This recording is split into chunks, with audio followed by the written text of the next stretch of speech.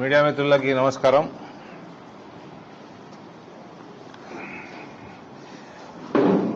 కాంగ్రెస్ ప్రభుత్వం ఈ కాంగ్రెస్ పార్టీ ఎలక్షన్ల ముందు ఏమేం వాగ్దానాలు చేసింది అందరికి తెలిసిన విషయమే. అప్పుడు సాధ్యం కాని వాగ్దానాలని మేము పదే పదే చెప్పినాము. అది సాధ్యం కాదని కాంగ్రెస్ పార్టీకి కూడా తెలుసు. తెలిసినా కూడా ప్రజల్ని మభ్యపెట్టి ప్రభుత్వంలోకి రావడానికి అనేక ఇంప్లిమెంట్ చేయలేని వాగ్దానాలు చేసిండ్రు. ప్రజలని, ప్రత్యేకంగా రైతుల్ని, మహిళల్ని మోసం చేసిండ్రు. యువతను కూడా మోసం చేసిండ్రు. ఎన్ఆర్ఐలను కూడా మోసం చేసిండ్రు. ఇవాళ తీరా ఫస్ట్ ప్రామిస్ నెరవేర్చేందుకు వచ్చినప్పుడు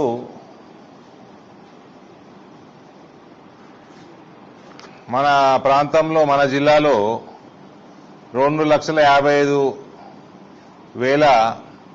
రైతులు రుణాలు తీసుకుంటే కేవలం 83,000 అంటే 1/3 30% రైతులకి రుణమాఫీ చేసే పరిస్థితి రాష్ట్రంలో ఉన్నది.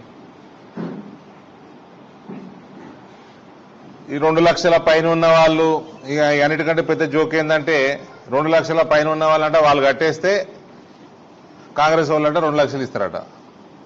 వాళ్ళు కట్టరా మీకెందుకే? నువ్వు 2 లక్షలు నువ్వు రుణమాఫీ చేయాలి కదా, అంటే ఆ పైసలు తీసుకొని ఇటు ఇస్తాడా?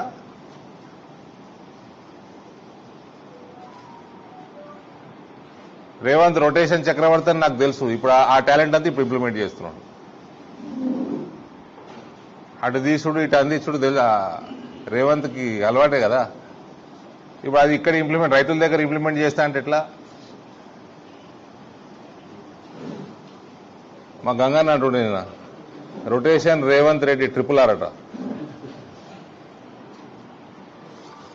సో ఈ రకంగా రైతుల్ని మభ్యపెట్టడము, మహిళల్ని మభ్యపెట్టడము, వీళ్ళు ఒకటే ఫస్ట్ వాగ్దానానికి అడ్డం పడితే వీళ్ళు చేసేది ఎప్పుడు? ప్రజలలో ద్వేషం పెరుగుతా ఉన్నది ప్రభుత్వం మీద.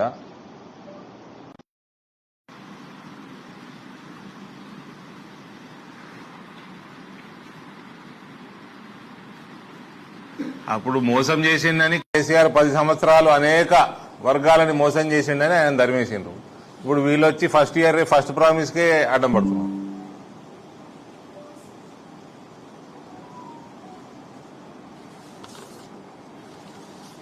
రుణమాఫీ చేసేది ఉంది. నాకు గుర్తున్నంత వరకు రాజశేఖర రెడ్డి గారు ముఖ్యమంత్రి ఉన్నప్పుడు రుణమాఫీ చేస్తా అన్నాడు. ప్రభుత్వంలోకి వచ్చిండు, ముఖ్యమంత్రి అయిండు, బ్యాంకులను పిలిచిండు, మాట్లాడిండు, అకౌంట్లు తెప్పించిండు, టోటల్ ఒక చెక్ ఇచ్చిండు, రుణాలన్నీ మాఫీ అయినాయి. ఈ రచ్చంతా ఎందుకే? అందరినీ మోసం చేసుడు కాకపోతే మోసం చేసే ధోరణి, అబద్ధాలు చెప్పిండ్రు. అంటే ప్రజలు కూడా రానున్న ఎన్నికలలో కూడా ప్రజలను కూడా రిక్వెస్ట్ చేస్తా ఉన్నా, బాగా గమనించాలా. కేసీఆర్ చిప్ప చేతిలో పెట్టిపోయిండు. ఆ చిప్పకు కూడా అన్ని పొక్కలే ఉన్నాయట.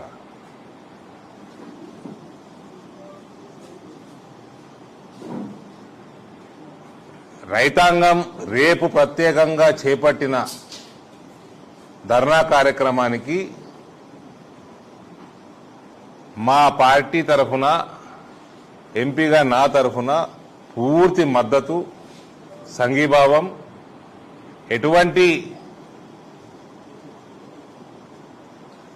సపోర్ట్ మా తరఫు నుంచి కావాలన్నా ఫ్యూచర్లో రైతు శ్రేయస్సు కోసం తప్పకుండా మా తరఫున ఉంటుంది.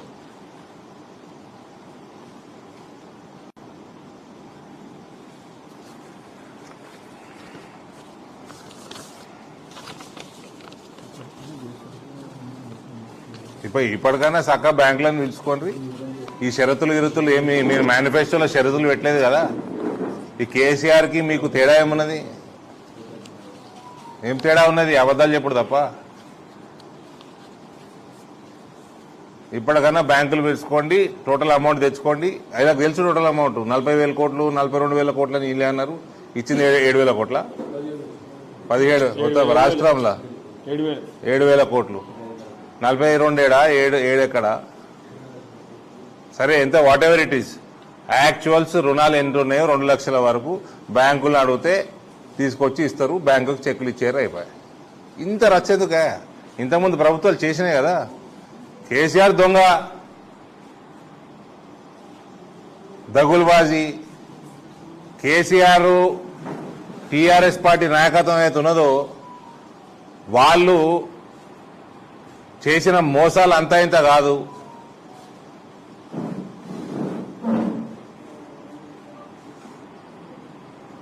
ఎవ్వరు కూడా వాళ్ళతో కంపేర్ చేసుకోవద్దు. 2002లో నరేంద్ర మోడీ గుజరాత్లో లోన్లు ఇచ్చిండు రైతులకి, ఇంట్రెస్ట్ ఫ్రీ లోన్స్ ఇచ్చిండు, అప్ టు 5 lakhs ఆ రోజులలో ఇచ్చిండు. మంచి పవర్ సరఫరా చేసిండు, 3 phase గ్రౌండ్ వాటర్ పెంచిండు. 3 ఏళ్లలో 9,000 కోట్ల ఆదాయం 35,000 కోట్లకు పెరిగింది గుజరాత్ది. ఇంట్రెస్ట్ ఫ్రీ లోన్ ఇచ్చిండు. ఇలా నియత లేదు, మను లేదు, కమిషన్లు, ఎప్పుడు జేబులు నింపుకున్నాడు.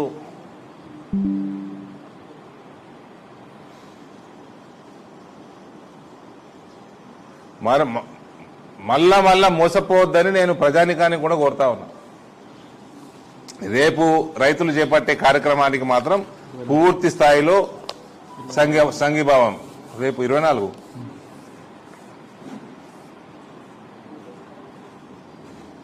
ఏమైనా ఉంటే అడగండి బాస్ బ్రదర్. Thank you.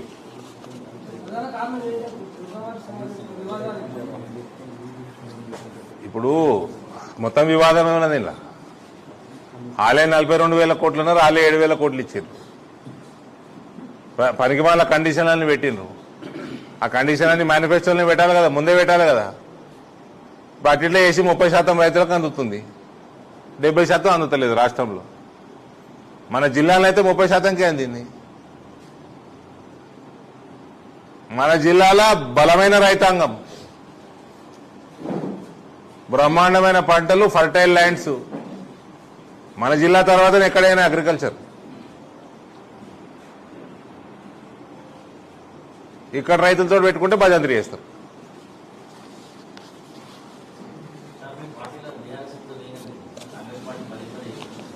ఏమేమి ఈ ఛానళ్ళన్నీ బీఆర్ఎస్ బీజేపీ విలీనం, బీఆర్ఎస్ బీజేపీ విలీనం అని చూపిస్తుంది.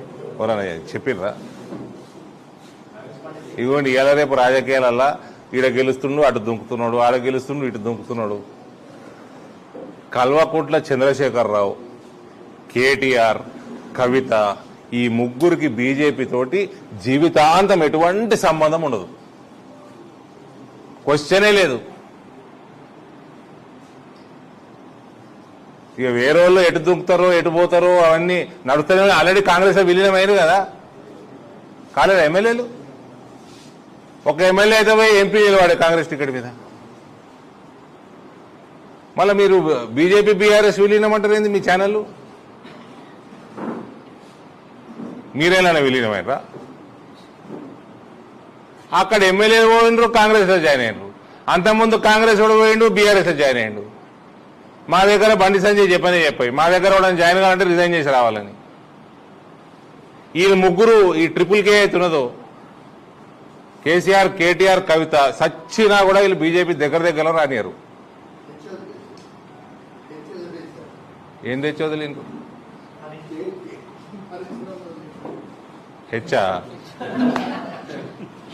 వీళ్ళు ముగ్గురు మాత్రం సచ్చినా బీజేపీకి దగ్గరలో రానియం. ఇక వేరే ఎటు పోతేది.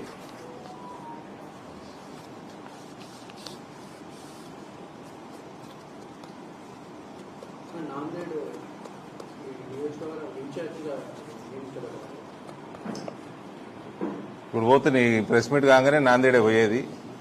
పార్టీ అక్కడ రెస్పాన్సిబిలిటీ ఇచ్చింది. 9 అసెంబ్లీలో ఇన్ఛార్జ్ నాందేడ్ జిల్లా మొత్తం. మనం వీలైనంత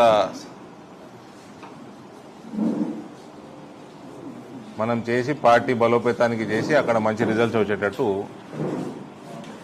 పనిచేసుడు. అందరం కార్యకర్తలమే బీజేపీలో.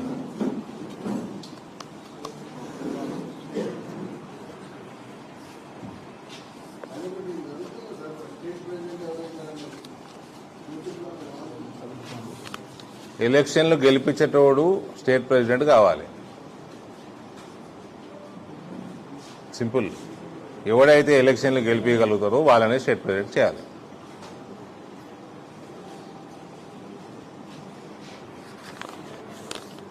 ఇది వేరే అవసరమే లేదు,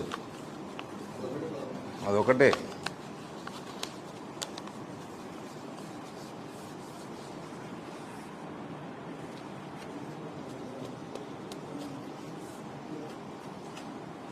థ్యాంక్ యూ. ఎప్పటికప్పుడు వార్తలను వీక్షించేందుకు Q9 న్యూస్ ని సబ్స్క్రైబ్ చేసుకోండి, లైక్ చేయండి, షేర్ చేయండి. విలువైన సమాచారాన్ని ముందుగా మీరే తెలుసుకునేందుకు బెల్ బటన్ ని క్లిక్ చేయండి.